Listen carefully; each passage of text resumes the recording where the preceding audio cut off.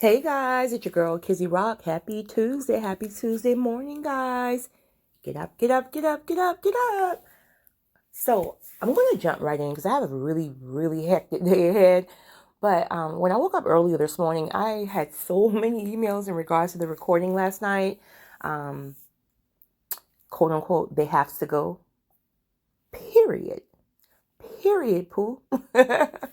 But I want to jump right on in really quickly because the majority of the emails were pretty much the same in regards to quote unquote, what of their family, quote unquote, I'm having such a difficult time with this. Honey, I don't know anybody who would tell you that it is easy or it will be easy. I think I said it last night in the recording. It would probably be the most difficult thing you've ever done in your life. And that's to be expected, you know. I think that's why it's a decision. It's a decision. Either you want it or you don't. Because if it's a decision that you do want it, then it gives you more of that drive to keep pushing forward and pushing through. So I'll address the quote unquote, what if it's family first? Honey, the majority of the time, or some, it will be your family. Think about it. Family's all you know. I mean, that's the only environment you've really been around all of your life. So many times it is family. And let's keep it real now. Every family is not toxic. Some families are together, but it may have that one toxic individual in the family who cause ruckus throughout the family, or the whole family may be toxic. It could be a generational curse. Everybody's on drugs. Everybody's carrying, hidden secrets, and secrets is swept under the rug. Just generational curses all down the line. Everybody's fool. Everybody's crazy. Let's just keep it real. And again, that's not for everybody. Some people have really came from very healthy family environments. And I always say, listen, if that's you, consider yourself blessed, not lucky, because it's not too common. So either which way, in regards to family, it's still the same rule. Toxic is toxic. So it could be a complete stranger on your job who's toxic that you have to put some boundaries up. The same thing with family. If they're toxic, you're going to have to put up boundaries. What does boundaries look like for you? Well, that's between you and God. It can be, again, loving from a distance. It can be cutting completely off. It could be limiting how many times you attend these family functions. That's between you and God. God will show you. You just have to ask, and you have to be ready for the answer, and you can't be going back and forth with the answer like I tend to do at times. I ask for an answer, I get it, and I'm like, but God, what if I do it this way? What if I... So don't ask if you're not ready to be obedient to the answer, because the answer is not going to always be what you want to hear or what you think you should hear. But I want to also say this right here too. Again, like I said earlier, keep in mind, family is all you know, right? All of your life. So that's an environment that you're conditioned to be in. So here's the thing. Many times, I say many because I try not to say all, because it's never all of nothing. How are you going to heal in the same environment that traumatized you? So this is why we have to go into isolation season, willingly or by force, pick your choice. Isolation season, single season, whatever season, but it's really about just pulling you away from the environment. You cannot heal in the environment that has traumatized you. You could potentially heal and then go back for whatever reason, and maybe you won't be triggered. But if you're trying to heal in the very same environment that has violated you and traumatized you, you're going to be triggered every second. You can't heal when you're constantly triggered. That's why if you realize when you pull away from toxic situations and you haven't healed fully, the minute you go right back into that environment, you're right back on edge. Anxiety's through the roof. All those old feelings of trauma are coming up. The family is crazy. Everybody's fussing. It's because those wounds are still open. So it can never close when it's closing some and then reopening. Closing some, then reopening. So it's best to separate completely. get fully healed, and then go back, pull from them, help them, whatever it is that God may require you to do. But you got to heal first, and it cannot be done in that environment. When you get to an environment where God is working on you, again, that's what the isolation season many times is for. It is to just show you what your purpose and your calling is, the areas that you need to perfect and clean up and polish in order to get there. You will have to be sometimes in a place where you have to face and deal with traumas without masking it. And so in order to process it,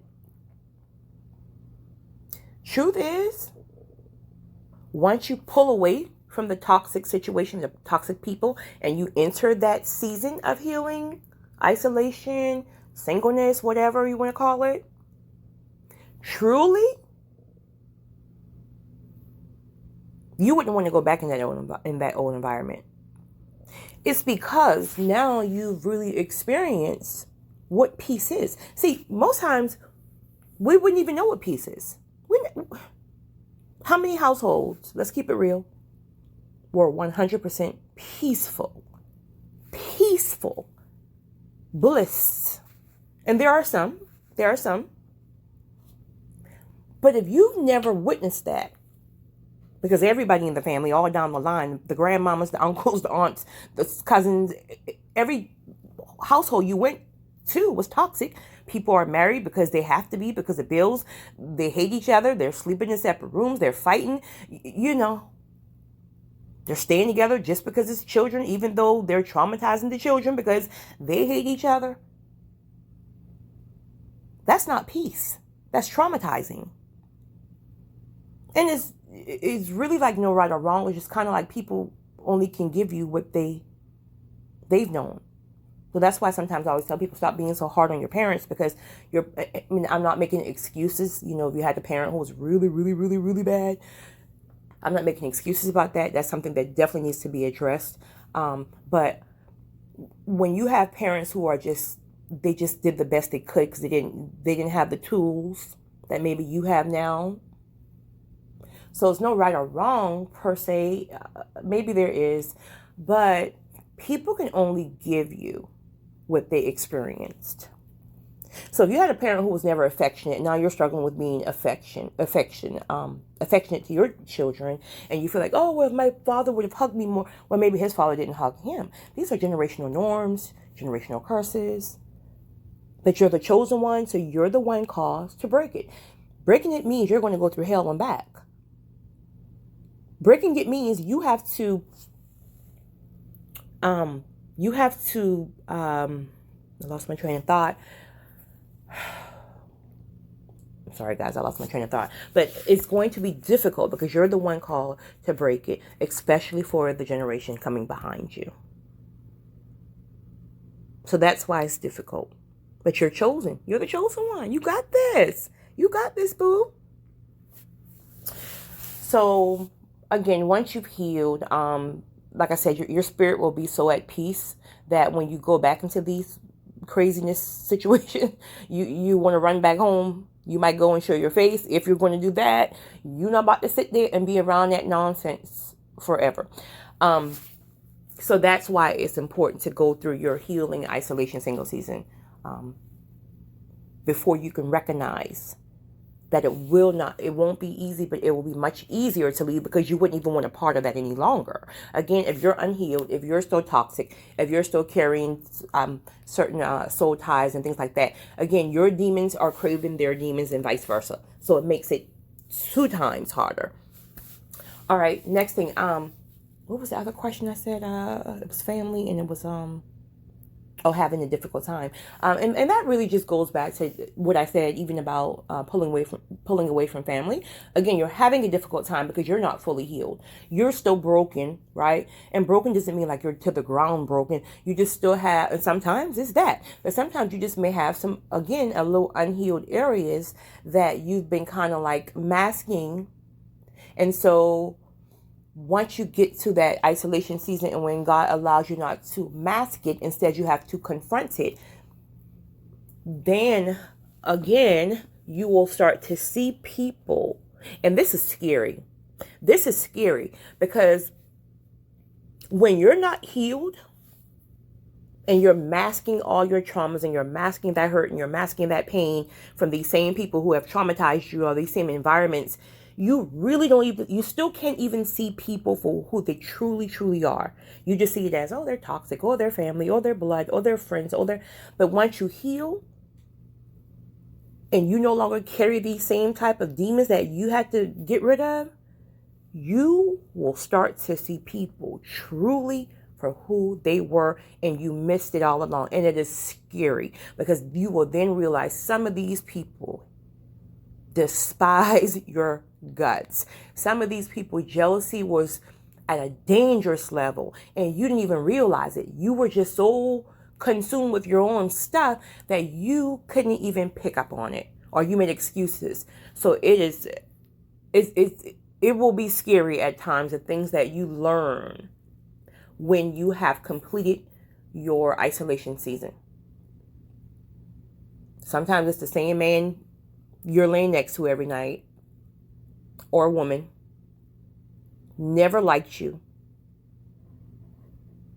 hated you for whatever reason, jealous of you for whatever reason, don't trust you for whatever reason. But those soul ties are still craving each other. Lastly, someone asked about children. Now, again, I don't have children, so I'm always very, very careful about touching about in areas that I don't, that I have no experience in per se, right? As far as having to share children with a toxic mate or something like that. Now, again, that is something I always tell people before I open my mouth or put my mouth on anything. Go to God. Go to God first. He will give you your revelation. People will give you your confirmation. But I will say this. Sadly, and very sadly, people who have nothing else to offer when they know you're about to leave, if they know they have nothing left to offer, meaning like they can't use anything over your head any longer, they will use their children. And that is a very dangerous game to play. That's dangerous. So I personally have had to make the decision in the past about walking away because I didn't want that child to be toggling in the middle and used as a pawn, because that can be extremely dangerous. And any parent, I'm telling you guys now, if that's you, be very, very careful with that. If you're using a child to dangle over someone to keep a toxic bond with them or to keep them tied up in some old demonic stuff, be very careful, because God is watching that. Be very, very careful. That's all I'm going to say. But if you're on the other end of it, please walk away from that child before, just ask God how to deal with that. But on another side, if you have very young children, and I know, my best friend got like 25 kids, right? I love her children, don't get me wrong. There's ways around that. We can't keep making excuses saying, oh, well, because I have a child with somebody, I have to see this person 24 hours a day. I have to go into their house. They have to come into my house. No, they don't. Meet them at Walmart. Meet them at Waffle House. Who's the mediator? Is it your mama, their mama? Aunt? Who's the mediator? Right? You may still have to deal with this person, but you can limit how much you deal with them. They don't have to be walking into your house, all through your house, because they're coming to drop off their children. When they come to pick up their children, you don't have to be sitting in their car talking to them. Keep it about the children. When that conversation starts to go left, go in your house. You ain't got time for that. You go in your house. When they come home and they start telling you, oh, daddy said this, mama said that, and now you all on edge because they're using the children to stir up some nonsense. All that stuff is gaslighting, manipulation tactics. It's toxic. What do? Boundaries. Boundaries, boundaries, boundaries. We can make excuses all day long, but sometimes excuses are for us. Sometimes excuses is saying, well, you know what? I do still want to see him sometimes. I still kind of want to know what's going on in his life or her life. So really, it's about the children, but, right? But again, I'm going to leave it up to you because your girl ain't got no children. So I don't want to say too much, but I do know at the end of the day, it doesn't matter who it is, boundaries can still be put into place. Family, your baby daddy, your baby mom, your ex-husband, your ex-wife, the dog, the cat, they can get it. Boundaries. Oh, child. Girl, your girl got to go. I got to get up. Listen, I got to go, guys. But you guys have a great day. Keep pushing. You are strong. Again, this is your season. So you're going to have to press for. It's not easy. It's not easy. You're going to cry. You're going to break down. I broke down in the shower one time. Literally just broke down. But see, that's cleansing. When you're breaking down like that, that is cleansing your spirit. Literally. Those toxics are flow. Maybe that's why I was a shower. Wow. That just hit me. Those toxic energy, soul ties, craziness, family, whatever. Let that stuff run down the drain. Because honey, what God has for you, when you get a glimpse of what you've been missing, and what God, that healthiness, that beautiful, pure relationship, no trust issues, just healthy, whole, and happy, and blissful, girl, you wouldn't even answer your phone for those crazy family members. But you guys have a great one. It's your girl, Kizzy Rock.